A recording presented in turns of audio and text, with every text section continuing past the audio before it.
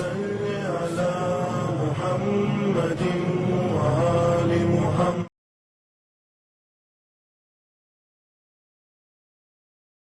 اعوذ باللہ من الشیطان الرجیم. بسم اللہ الرحمن الرحیم. الصلاۃ والسلام علی اشرف الانبیاء والمرسلین وخاتم النبیین ابی القاسم محمد. اللہم صلی علی محمد وآل محمد وعجل فرجہم.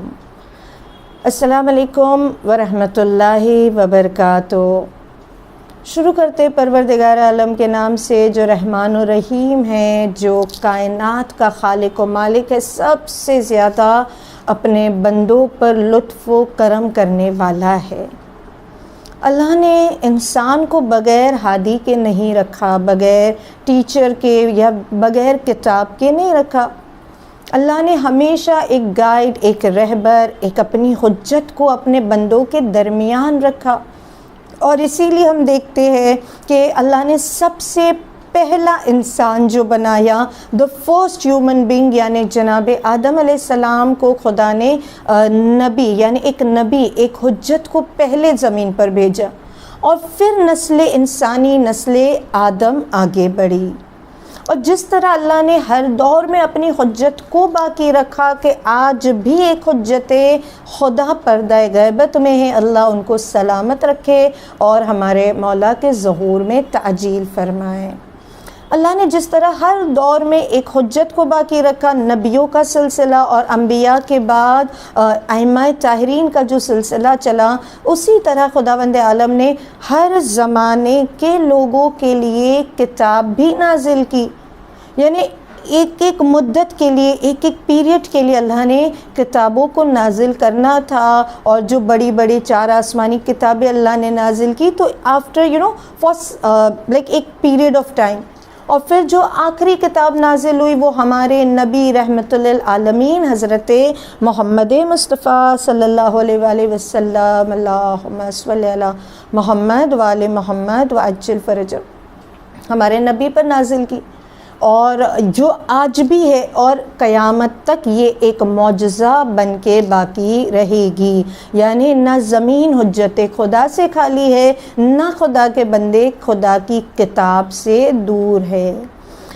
ہم نے جو سیریز شروع کی تھی سٹوریز آف پروفٹ، اور اس میں ہم جناب آدم علیہ السلام کا ذکر لے کر چلے تھے، اور جیسے جیسے ہم جناب آدم کے چیپٹر کو اختتام کی طرف لے جا رہے، ہم نے ان کی خلقت دیکھی، ان کی وائف کا بات کی، ان کے بچوں کی، ان کی اولاد کا تذکرہ کیا، اور پھر کس طرح نسل آدم آگے بڑھی. آج ہم دیکھتے ہیں کہ اللہ نے جناب آدم پر کیا وحی نازل کی، اللہ نے جناب آدم پر کیا نازل کیا، کیا ریویلیشنز تھی، کیا نصیحت تھی جو خدا اپنے نبی کو اور اپنے نبی کے ذریعے ہم کو عطا کرتا ہے.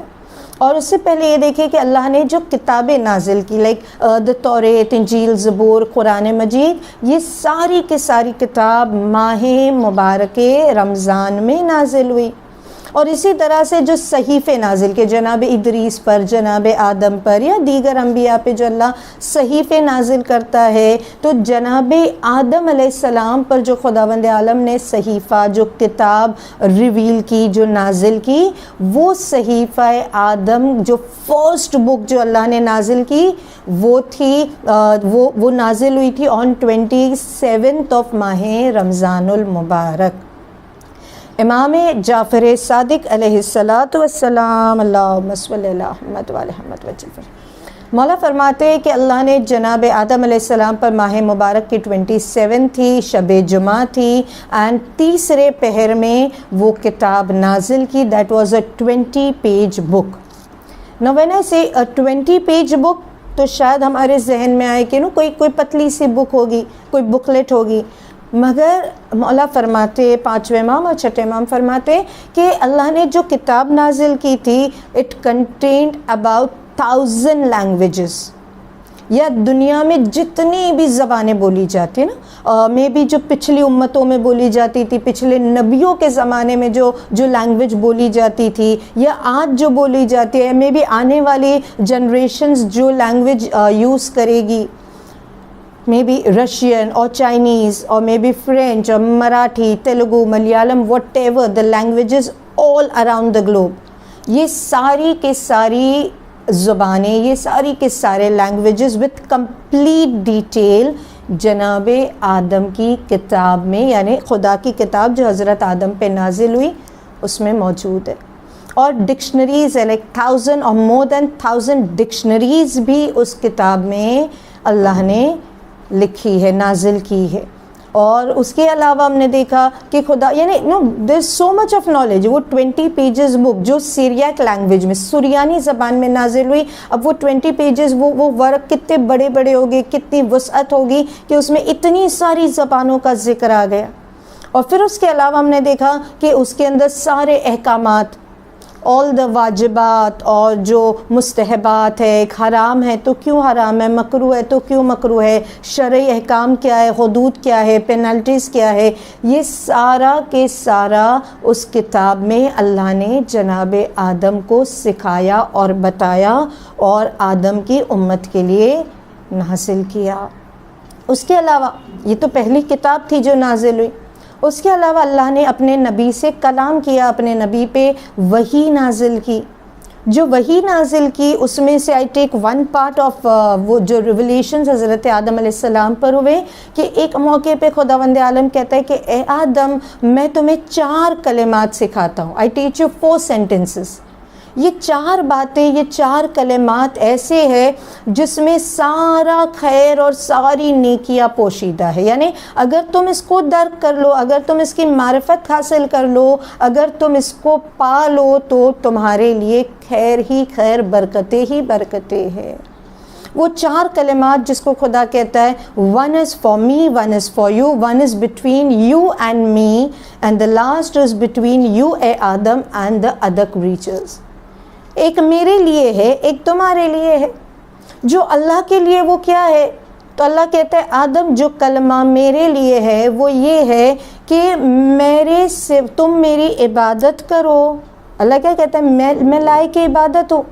آدم تم میری عبادت کرو اور میری عبادت اس طرح سے کرو کہ میری ذات میں کسی کو شریک نہ ہونے دینا, کسی کو شریک نہ ہونے دینا. جناب آدم کو خدا کہہ رہا ہے, جناب آدم تو خیر مشرک نہیں تھے مگر اللہ ایک پیغام دے رہا ہے. کیسی عبادت ہو, یعنی میں اس طرح سے کہوں کہ لا الہ الا اللہ کا راز اس میں چھپا ہوا ہے. ماہ شعبان و معظم کی عبادتوں میں, اذکار میں جو سب سے امپورٹنٹ ذکر بتایا جاتا ہے دیٹ از لا الہ الا اللہ. نا لا الہ الا اللہ پڑھو بار بار. لا نہیں ہے کوئی معبود, ہم کسی کو خدا کا شریک نہیں بناتے, بس تو ہے, سوائے اللہ کے کوئی معبود نہیں.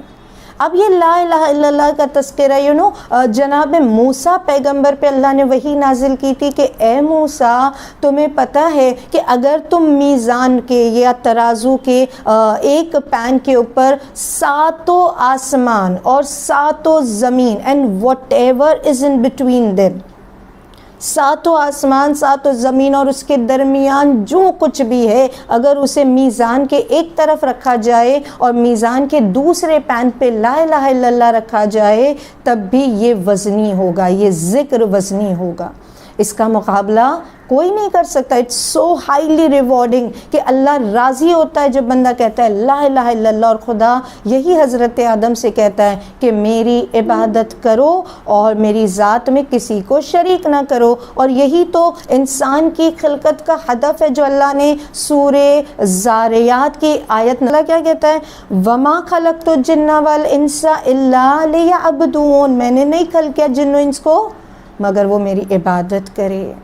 پھر جو دوسرا کلمہ خدا نے کہا کہ آدم جو تمہارے لیے ہے, یعنی میری طرف سے تمہارے لیے, اللہ کہتا ہے کہ اب جب تم میری عبادت کرو گے, جب تم میری بندگی کرو گے تو خدا کیا کہتا ہے, آئی ول ریوارڈ یو. دیکھیے صرف یہ کہہ کر اللہ ٹھہر نہیں جاتا کہ آئی ول ریوارڈ یو. اللہ کہتا ہے آئی ول ریوارڈ یو, میں تمہیں اس کا اجر دوں گا, اس کا ثواب دوں گا, بٹ جب تم سب سے زیادہ محتاج ہوگے, جب تمہیں ضرورت ہوگی.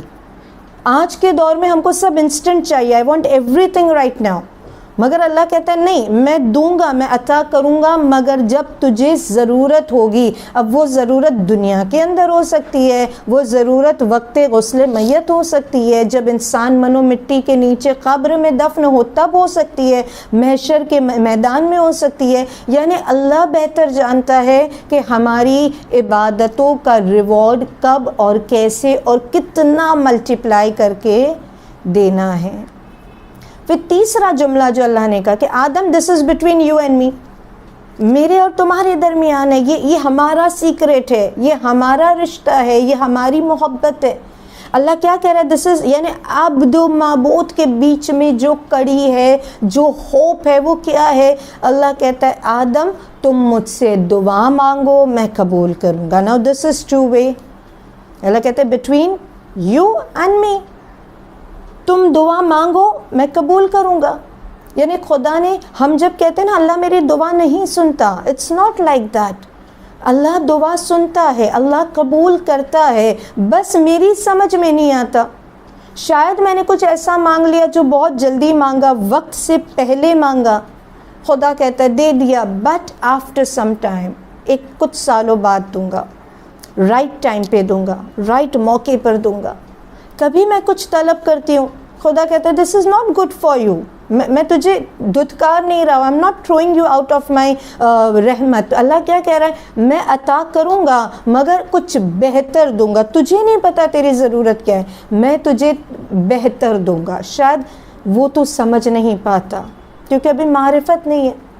تو اللہ کا وعدہ ہے، اللہ کہتا ہے مجھ سے مانگو اور میں تمہاری دعا مستجاب کرنے والا ہوں۔ سورہ غافر، سورہ مومن کی آیت نمبر 60، سورہ زاریات کی آیت نمبر 56 تھی، اس سورہ غافر کی آیت نمبر 60۔ اللہ سبحانہ و تعالیٰ کیا کہتا ہے؟ وَقَالَ رَبِّكُمُ ادْعُونِي أَسْتَجِبْ لَكُمْ، اپنے رب سے مانگو، دعا کرو، ادعونی، رب سے دعا مانگو، استجب لکم، میں تمہیں عطا کروں گا۔ جو خداوند عالم عطا کرنے کا وعدہ کرتا ہے۔ اور چوتھا کلمہ جو خدا نے جناب آدم پہ نازل کیا وہ یہ تھا کہ آدم this is between you and مخلوقات، جو تم اپنے لیے پسند کرو یہ دوسروں کے لیے پسند کرنا، جو تم اپنے لیے چاہو وہ دوسروں کو بھی عطا کرنا۔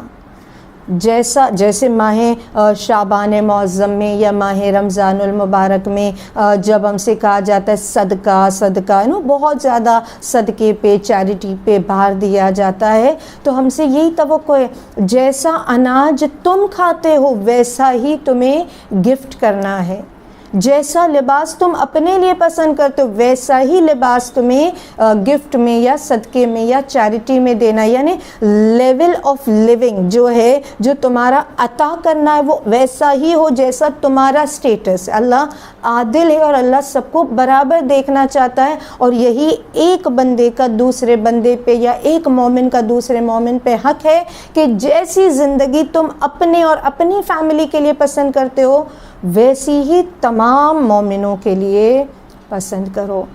دعا کرتے اللہ ہم کو یہ نصیحت کے اس امید بھرے جملوں کو یاد رکھنے کی اور اس پہ عمل کرنے کی توفیق عنایت فرمانا۔ اللہ ہم کو روزہ، نماز، عبادت اور ساری صدقہ و خیرات کرنے کی توفیق عنایت فرمانا، اور بس ہم ان مبارک مہینوں میں ایسا عمل انجام دے کہ جس سے پروردگارہ تو راضی ہو جائے۔ وآخر الدعوانا ان الحمد للہ رب العالمین۔ اللہم صلی علی محمد وآل محمد وعجل فرجہم۔